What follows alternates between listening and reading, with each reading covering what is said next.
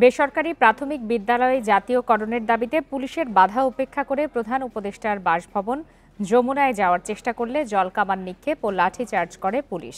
বুধবার দুপুর 1:30টার দিকে জাতীয় প্রেসক্লাবের সামনে এই ঘটনা ঘটে। এতে অন্তত 5 জন আহত হয়েছেন বলে দাবি শিক্ষকদের। এই ঈদে জামা জুতো অ্যাকসেসরিজের ডিসকাউন্ট।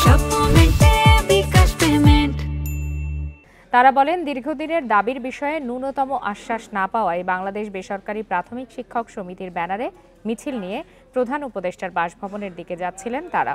মিছিলটি কদম ফোয়ারার কাছাকাছি গেলে পুলিশ তাদের বাধা দেয়। বাধা উপেক্ষা করে শিক্ষকরা সামনের দিকে যেতে চাইলে পুলিশ তাদের ওপর জলকামান নিক্ষেপ করে। তাতেও ফেরানো না গেলে পরে তাদের ওপর লাঠিচার্জ করে পুলিশ।